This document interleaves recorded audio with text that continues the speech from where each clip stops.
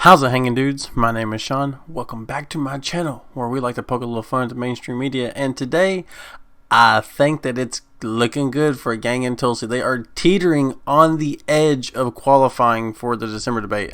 We have a couple weird spots in this article, but overall, it really shows how what Yang and Tulsi are both doing. I haven't really had an update on Tulsi here lately. I'm a fan of her, so I want to include her. And there's a perfect article for about both of them. So I mean, let's just get into it because it really shows how Yang and Tulsi are going on the ground and doing big things in New Hampshire. So let's read on. So could Andrew Yang and Tulsi Gabbard qualify for a December debate without them?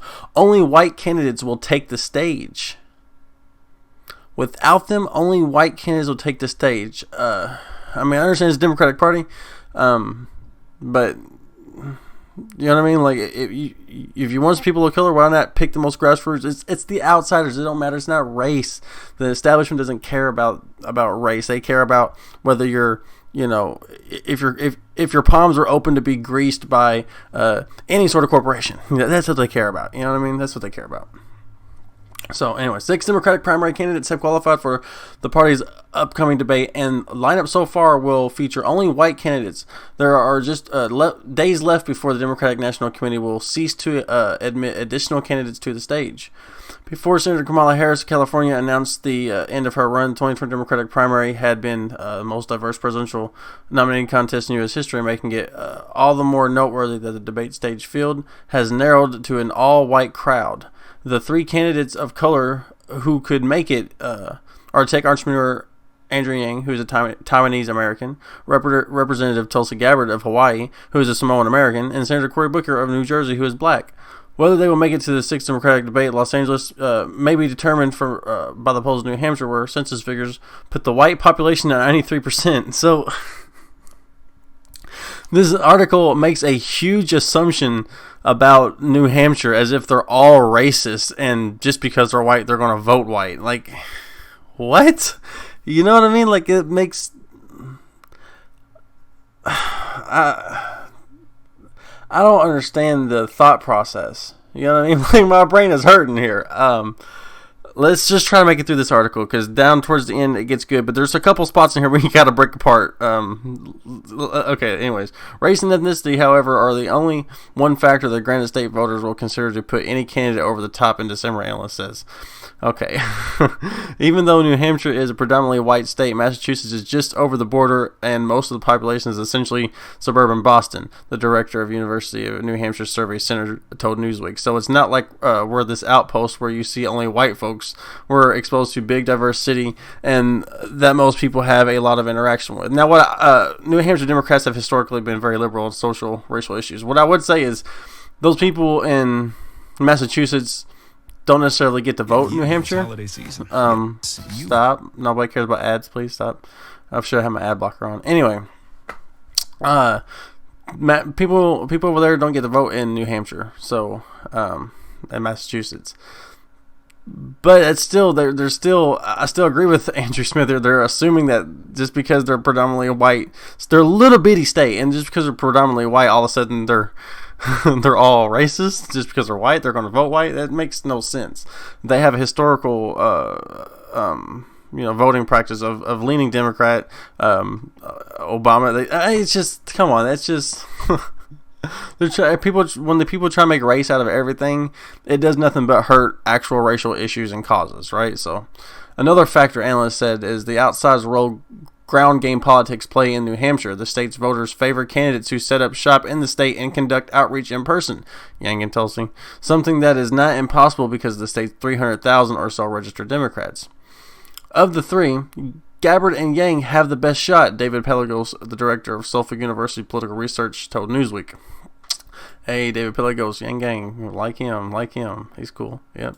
Anyway, if you drive through New Hampshire in the most populated counties, you see terrific visibility for both. The Gabbard signs are everywhere. It does show a level of enthusiasm that I think is disproportionate to Iowa and Nevada. A lack of minority candidates in the debate may mean that African Americans' concerns won't be addressed. Wrong. Andrew Yang has a whole host of African American aimed targeted issues. You can go to his website and there's he supports ADOS. He wants to end the this horrible, huge corporatist just line of a repeating line of in and out of inmates coming in and out of correctional facilities. I don't know how to say it, but the judicial system sets it up to where these people will fail as soon as they get out. It's harder for them to get a job. It's harder for them to do anything. So they're going to end up back on their old habits, and because they have nothing else to do, and they're you know what I mean. And they end up going back with their old friends, and they have no money, and they have to find ways, And it's an endless cycle. And Yang wants to stop. There's so many pro African American things that Yang specifically. I haven't really done too much research on Gabbard. I'm sure she's just as good on this issue. She's been good on just pretty much every other issue, in my opinion. So, Yang has a whole host of things. So to say that's just inaccurate, and even Bernie Sanders is. Come on. That's just to say that just because there's a black person on there, black people's. That's just crazy, man. It's crazy. If Yang wins, I don't think white people or Hispanic people are going to get the short end of the stick, and Asians are all of a sudden going to. You know what I mean? It just makes no sense. This whole race baiting thing is just getting old, man. It's getting old. The logic just doesn't add up. So, to the degree that black issues come up, it's largely been due to black people on the stage. No, not really, but somewhat. So, now like Kamala Harris, Cory Booker will likely be there. I don't expect those issues to come up, and that's a hugely unfortunate thing. To qualify for the December debate, candidates must meet stringent conditions, which have been further tightened since November. It's further tightened. That means they changed the rules. You see what I'm saying? Well, it looks like they can make all these polls. So now we're going to shift it to where they can only make these few polls, and now these few polls that we have are the ones that they're not doing so well in. So they do this thing, believe me. Let's see, where are we at? Candidates must attain at least 4% support in 4 qualified polls, or at least 6% in 2 early state polls, and a donor base numbering at least 200,000 people. So far, Yang, Gabbard, Booker have met only one of those thresholds. And down below they go on to say, but I'll just go ahead and add it here. Yang and Gabbard are right on the cusp of that second threshold. All 3 have cleared the bar for donations, but Booker has not yet qualified for any specified polls. Yang and Gabbard have already done 3 of them. 3.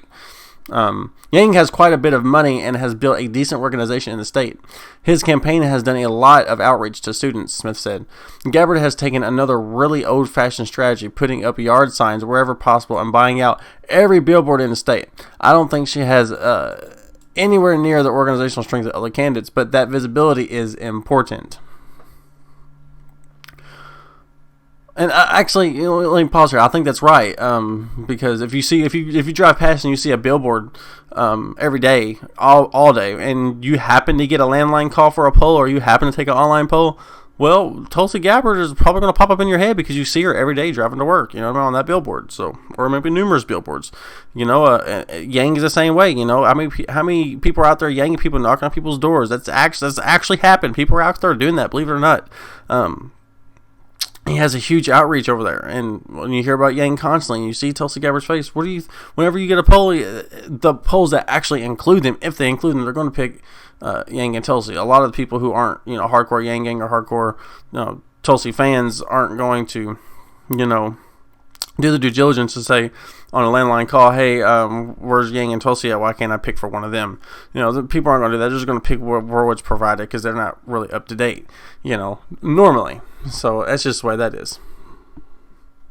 And they go on to say about Cory Booker and how they're trying to compare him to Barack Obama and how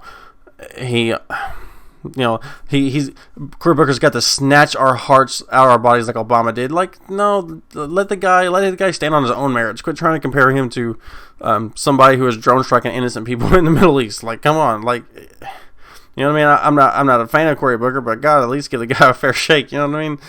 For one of the few politicians who actually seem pretty halfway decent, somewhat.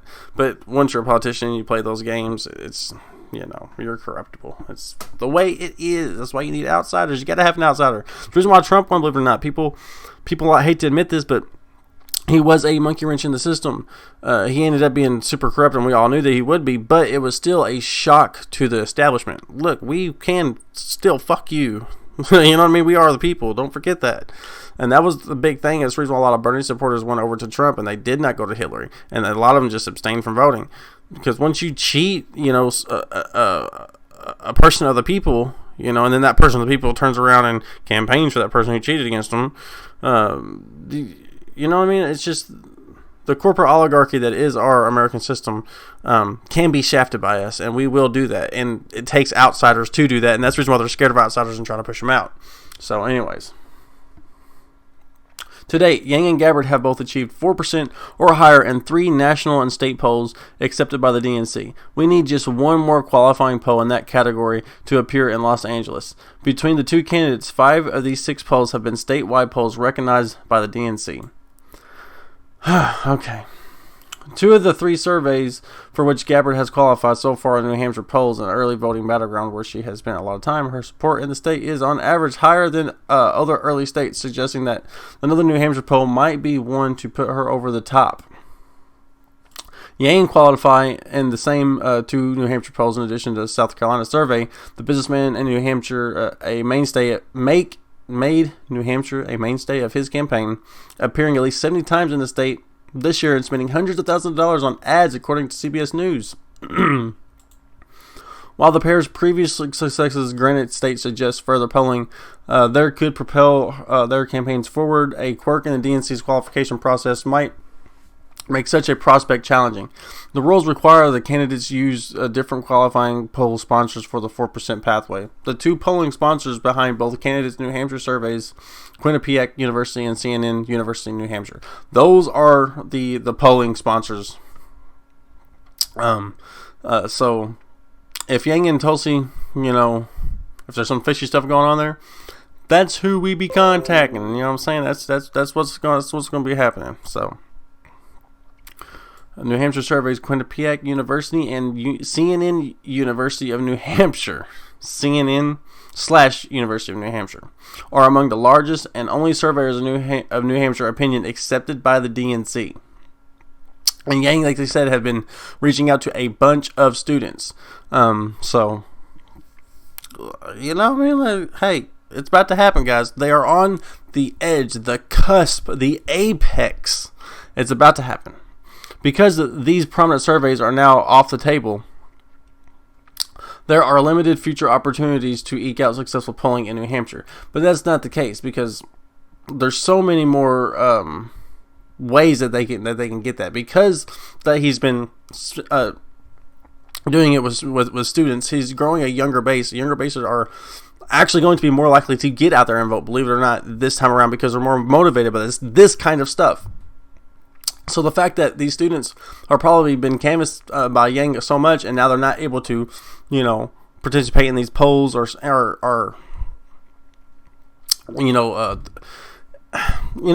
just hard to say. It's just they're trying to do some of this fuckery stuff, guys. And I don't like it at all. It makes me fucking upset. It really does. But it's to be expected. It really is. So only a few other organizations such as CBS News YouGov and Mammoth University regularly poll in the state and meet the DNC standards. YouGov has been doing some shady stuff, so now they're starting to include Yang and Tulsi a lot more because they've been getting called out by a few of us YouTubers. So if you go taking polls from YouGov now, you're probably going to see them. A week ago, there was 2 polls from YouGov that Yang was on. It's a fact. Nobody can say otherwise. If you've taken a YouGov poll and you've seen Yang, it's been an update. They have been adding it. For the longest time, they was not there. We have screenshots of it to prove. An exception to the different sponsor rule could benefit Gabbard, however. And back up here when I said that these are the sponsors up here. These are the people that you want to contact and express your displeasure for not being included for the polling, because these are most likely for Yang and Tulsi to pass. That's how they changed the rules and narrowed the game. Let's make a new correction because I knew I sounded a little, not reading ahead there. So, there are an old saying about New Hampshire politics, which is Republicans fall in line and they elect the candidate they think is supposed to win the nomination, whereas Democrats like to fall in love. and you fall in love with a new person. For Yang and Gabbard, their novelty in New Hampshire, that may be what keeps them afloat as they make their case for Democratic nomination. I think it's very important that they're in New Hampshire, because if they come out, 4th, 5th, 6th in Iowa, and then come out 2nd, 3rd, 4th in New Hampshire, that's going to be huge. Also, I'd like to just throw it out there, a Yang and Gabbard ticket, you know what I'm saying? A Gabbard and Yang ticket. What's up? Veeps.